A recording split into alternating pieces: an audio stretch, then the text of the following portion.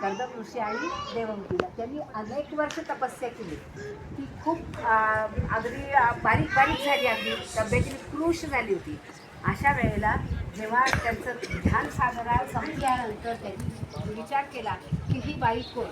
मग त्यांच्या लक्षात आलं की आपण लग्न केलेलं आहे आणि ही आपली बायको आहे. आणि आता त्यानंतर त्यांचा विमानामध्ये प्रवास सुरू झाला आणि विमानामध्ये त्यांचं सगळं पूर्ण विमान एकच तयार विमान केलं, त्यामध्ये त्यांचा सगळा संसार सुरू झाला. अशा सहाय्याच्या वेळेला 9 भक्ती झाल्या, 9 मुली झाल्या. नवविधी भक्ती झाल्याशिवाय परमेश्वर आपल्याला भेटत नसतो. नवविधी झाल्यानंतर परमेश्वर आपल्याला भेटतो.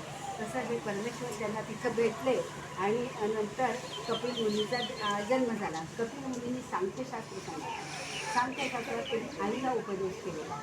आता आपण तसं बघताना मुलगा आपल्याला कधीही उपदेश करत नाही, आपण मुलाला उपदेश करतो. पण गीता असं झालंय की आई तू संसार सोड, संसार हा आई आहे, हा संसार आसार आहे, तू हात टाकून दे आणि माझ्या वडिलांना मुक्त कर, माझ्या वडिलांना तपस्याला जाऊ दे, असं त्यांनी सांगितलं.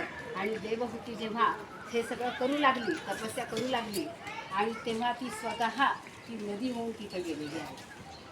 नदी होऊन मातृगयेला ही नदी झालेली आहे देवहूती. आणि हे सगळं झाल्यानंतर तिथं आश्रमामध्ये हे ते येऊन राहिले. तेव्हा सगर राजा होता.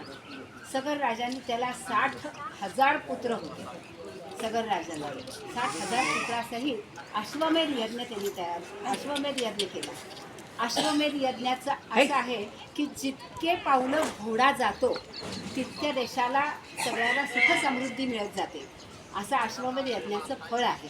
तर ते फळ त्यांनी घोडा जात होता. इंद्राला नेहमीची भीती वाटते की माझं पद जाईल का, माझ्या पदावर आता सध्या काय आपण बघतो माझं पद कुठं जाईल का, हेच तिथं पण बोललं होतं. तर ते पद कुठं माझं जाईल का. इंद्र घाबरला. इंद्राने तो घोडा उचलला आणि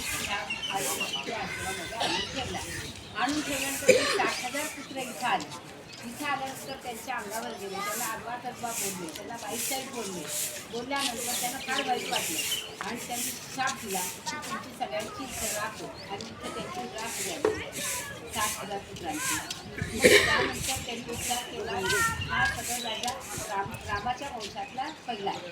त्यानंतर भगीरथ राजाने जन्म घेतला रामाच्या वंशामध्ये. रामाच्या वंशामध्ये भगीरथ राजाने जन्म घेतल्यानंतर त्यांनी एकच देवाला विनंती केली की काय करावं म्हणजे माझ्या पूर्वजांना मुक्ती मिळेल. तर त्यांनी सांगितलं की गंगा जेव्हा भूतलावर येईल तेव्हा तुझ्या सगळ्या 60,000 पुत्रांचा त्यांना मुक्ती मिळेल. ठीक आहे, गंगेला मी आणतो. अगदी तपश्चर्या केली. आपण कसं म्हणतो प्रयत्न केले, भगीरथ प्रयत्न केले, तसं भगीरथाने अनेक कष्टाने गंगा पुढे आली. आणि ती गंगा जेव्हा इथं आली तेव्हा 60,000 पुत्रांना तिच्या मुक्ती. असे महात्मा.